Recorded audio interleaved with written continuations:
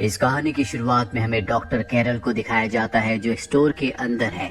चारों तरफ सामान तितर बितर होता है और डॉक्टर कैरल यहाँ पर नींद ना आने की दवाई ढूंढ रही होती है। बाहर से कुछ लोग अंदर आने की कोशिश कर रहे होते हैं लेकिन दरवाजा अंदर से बंद होता है। कहानी यहाँ से फ्लैशबैक में जाती है जहाँ पर हमें दिखाया जाता है कि एक स्पेस शटल धरती पर क्रैश हो गया जिसके हिस्से शहर के अलग अलग भाग में जाकर गिरते हैं। वैज्ञानिक यहाँ पर आने के बाद किसी को उसके पास नहीं आने देते और जब वो स्पेस शटल को चेक करते तो उसमें एक बहुत ही सूक्ष्म जीव होता है जो हाई और लो दोनों टेम्परेचर में सरवाइव कर सकता है। इन सब चीजों को जो इन्वेस्टिगेट कर रहा होता है उसका नाम टकर होता है जो कि यहाँ का डायरेक्टर है। जब वो बाहर आता है तो उसके पास एक लड़की आती है जो उसी स्पेस शटल के एक टुकड़े को उसे पकड़ाती है। उसमें सूक्ष्म जीव होते हैं जो उसके हाथ में काट लेते हैं। उसके हाथ से ब्लड निकलना शुरू हो जाता है। टकर जब घर पर जाता और रात को सो जाता है तो दिखाया जाता है कि उसका चेहरा, उसकी तबीयत पूरी तरह से खराब होना शुरू हो गई और अगली सुबह वो पूरी तरह से नॉर्मल होता है। वो अपनी एक्स वाइफ डॉक्टर कैरल को कॉल करता है और कहता है कि मैं अपने बेटे से मिलना चाहता हूँ। कैरल कहती है कि तुम उससे नहीं मिल सकते। टकर कहता है कि मैं उसका पिता हूँ, लेकिन कैरल उसका फोन कट कर देती है। इसके बाद कैरल अपने एक दोस्त से मिलती है जिसका नाम डॉक्टर बेन है। वो बेन को बताती है कि मेरा एक्स हस्बैंड मेरे बेटे से मिलना चाहता है। बेन उसे समझाता और बताता है कि वो उसका पिता है, उसे अपने बेटे से मिलने का हक है। इसीलिए वो अपने बेटे को अपने एक्स हस्बैंड टकर के घर भेज देती है। लेकिन यहाँ पर उसका बेटा अपने पिता को देखकर बहुत हैरान होता है क्योंकि उसके पिता बिना एक्सप्रेशन के उससे बात कर रहे होते हैं जैसे कि वो एक रोबोट हो। वहीं घर पर दिखाया जाता है जहाँ पर कैरल अकेली है। उसका दरवाजा नॉक होता है और वो दरवाजा खोलती है लेकिन अब भी दरवाजे पर चेन लगी होती है। बाहर एक आदमी होता है। वो कहता है कि मैं गवर्नमेंट ऑफिस से यहाँ पर आया हूँ, मुझे तुमसे बात करनी है। कैरल कहती है कि मैं अभी अंदर से आती हूँ और जब वो अंदर जाती है तो वो आदमी चेन खोलने की कोशिश करता है। कैरल भागकर दरवाजा बंद कर देती है। बाहर से वो आदमी कैरल को घूर घूर कर देख रहा होता है।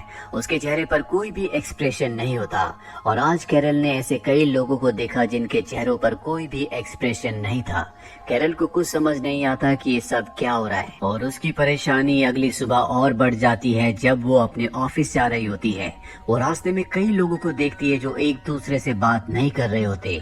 उनके चेहरों पर किसी तरह के कोई भाव नहीं होते और वो लगातार एक ही तरफ देख रहे होते हैं। ऑफिस जाने के बाद वो नेट पर इस बारे में सर्च करती है और वहाँ पर 11,88,400 लोगों ने इसी तरह के कमेंट्स लिखे होते हैं कि उनके घर में जो लोग हैं अब वो उनके अपने नहीं रहे, उनका बिहेवियर पूरी तरह से बदल चुका है। इसके बाद वो अपने कोलीग, अपने दोस्त बेन से मिलने जाती है जहाँ पर एक दूसरे डॉक्टर भी होते हैं और वो इन्हें बताते हैं कि जो स्पेस शटल धरती पर आया था उस पर जो सूक्ष्म जीव थे वो दरअसल इंटेलिजेंट सूक्ष्म जीव थे जो अब इंसानों की बॉडी पर कब्जा करके उन्हें पूरी तरह से अपने कंट्रोल में ले रहे हैं। यानी कि यहाँ पर जो कुछ हो रहा है वो स्पेस शटल पर आए हुए एलियन जीव की वजह से हो रहा है। ये सब बातें जानने के बाद कैरल परेशान हो जाती है। वो अपने बेटे को लेने के लिए अपने एक्स हस्बैंड टकर के घर जाती है। टकर के घर पर कुछ और लोग बैठे होते हैं। टकर बताता है कि हमारा बेटा अपने दोस्त के घर खेलने के लिए गया है, इसीलिए कैरल ऊपर जाकर उसका सामान लेती है।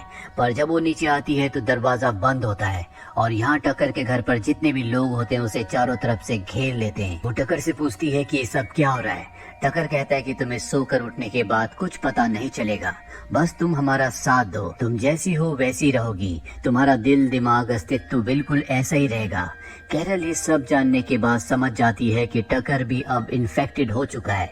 वो वहाँ से भागने की कोशिश करती है लेकिन टकर उसे पकड़ लेता है, जिसके बाद वो अपने मुंह से हरे रंग का पदार्थ निकालकर उसके मुंह के ऊपर डाल देता है। कैरल यहाँ से गाड़ी लेकर भाग जाती है पर तभी वो देखती है कि उसके सामने एक ट्रक खड़ा है जिसके सामने बहुत सारे लोग भी हैं और ये सब के सब इन्फेक्टेड हैं। कैरल अपनी गाड़ी पीछे करना चाहती है लेकिन पीछे भी गाड़ी होती है। ये इन्फेक्टेड लोग उसका पीछा करना शुरू कर देते हैं।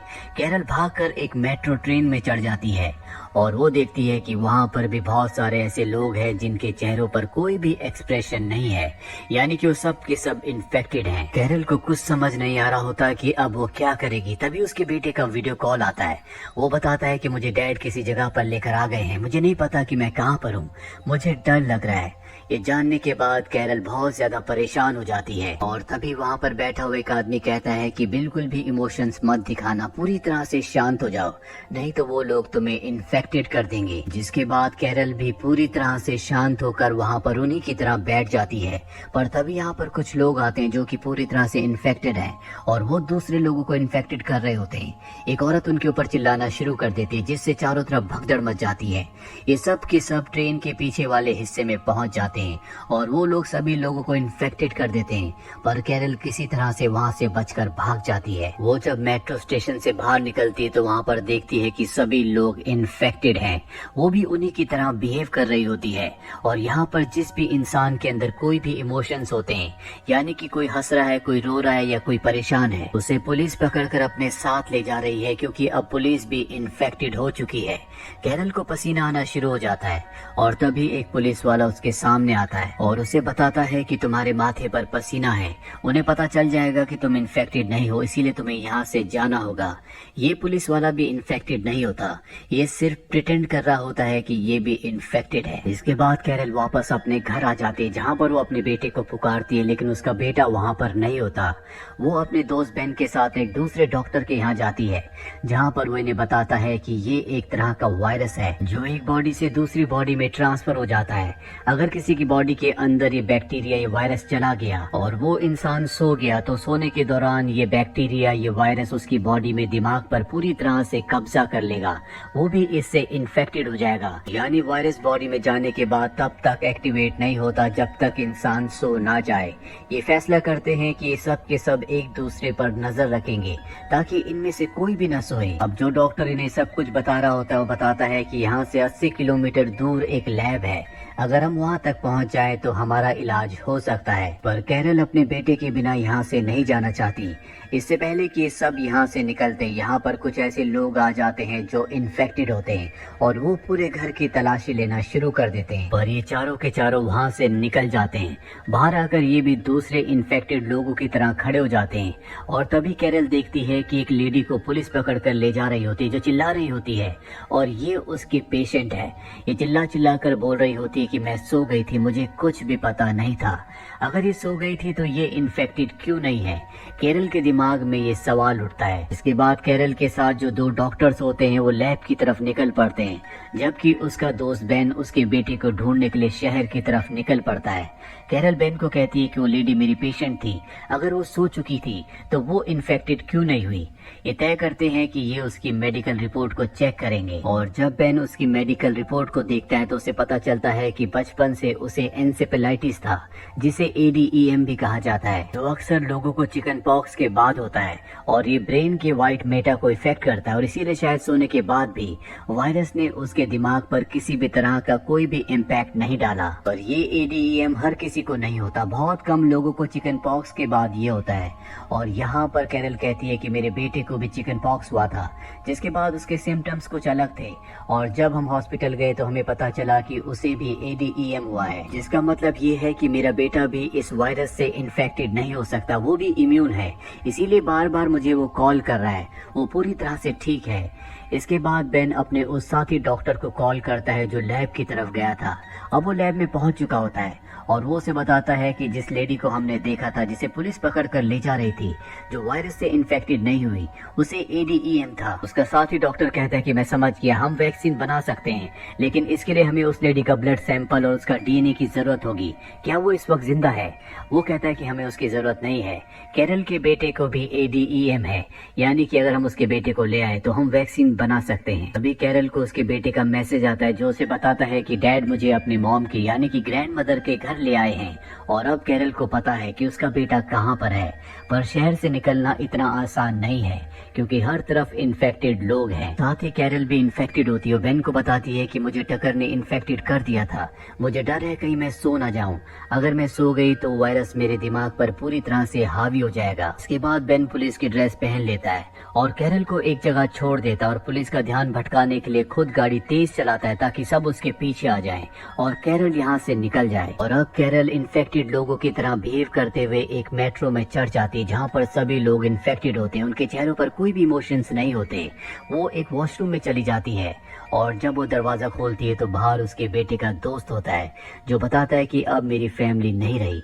जब वो मेट्रो से उतरती है तो बाहर टकर होता है जो उन्हें लेने के लिए आया होता है और वो टकर के साथ उसकी मॉम के घर आ जाती है।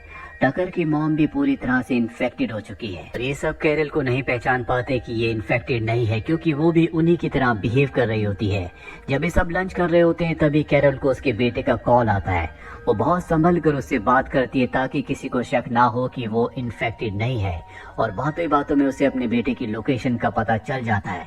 वो जल्दी अपने बेटे तक पहुंच जाती है और उसे लेकर घर से निकल जाती है पर टकर और उसके आदमी उन्हें जाते हुए देख लेते हैं, इसीलिए वो इनका पीछा करते हैं। ये दोनों के दोनों भागते हैं और एक बेसमेंट में चले जाते हैं और टकर वहां पर पहुंच जाता है जहां पहुंचने के बाद वो अपने बेटे को मारने की कोशिश करता है पर इससे पहले कि वो ऐसा करता कैरल पीछे से उस पर हमला करके उसे मार देती है और अपने बेटे को लेकर यहाँ से एक स्टोर में चली जाती है जहाँ पर बहुत सारी दवाइयाँ होती है।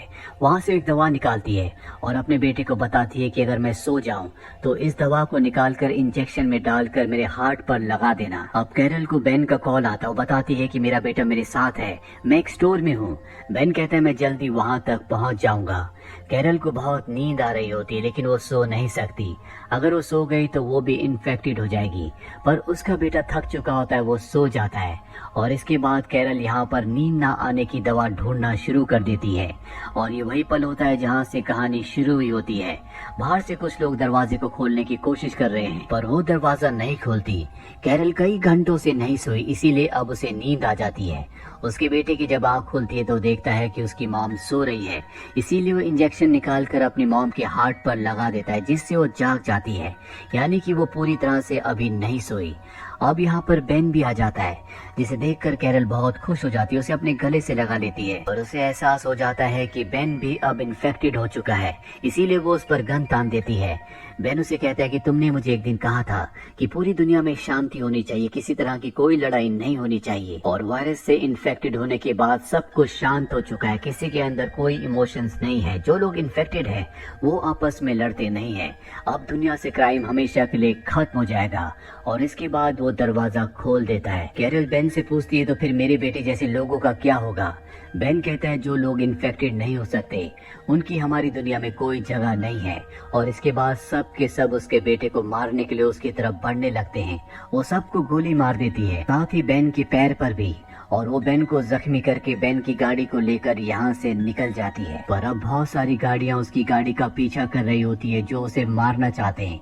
उसकी गाड़ी टकरा जाती है और वो बेहोश हो जाती है और सभी इन्फेक्टेड लोग उसे घेर लेते हैं पर इससे पहले कि वो शीशा तोड़ते उसे होश आ जाता है और वो गाड़ी को एक बार फिर से स्टार्ट करती है और तभी उसके उस साथी डॉक्टर का कॉल आता है जो लैब में था। वो कहता है कि हमें वैक्सीन बनाने के लिए तुम्हारे बेटे की जरूरत है, तुम कहाँ पर हो? वो अपनी लोकेशन बताती है और वो उस तक पहुंच जाता है जिसके बाद उसे बिल्डिंग की छत पर आने के लिए कहता है। कैरल अपने बेटे को लेकर छत की तरफ जाती है लेकिन बहुत सारे इन्फेक्टेड लोग उसका पीछा कर रहे होते हैं पर किसी तरह से ऊपर पहुंच जाती है जिसके बाद वो डॉक्टर उसे हेलीकॉप्टर से लेकर वहां से निकल जाता है और इसके बाद ये सब लैब में आते हैं जहाँ पर कैरल के बेटे की बॉडी को चेक किया जाता है कि कैसे वो इस वायरस से इम्यून है और उसकी मदद से वैक्सीन बना ली जाती है जिसकी मदद से धीरे धीरे इन्फेक्टेड लोगों को ठीक करना शुरू कर देते हैं और अब लगभग सभी लोग ठीक हो चुके हैं। जो भी लोग ठीक हुए होते हैं उन्हें याद नहीं होता कि इन्फेक्टेड होने के दौरान उन्होंने क्या किया था। उनके पास कोई भी मेमोरीज नहीं होती जिनमें बेन भी एक होता है और अब बेन और कैरल दोनों एक साथ रहते हैं और इसी के साथ ये मूवी यहीं पर खत्म हो जाती है। उम्मीद करते हैं कि ये कहानी आपको पसंद आई होगी।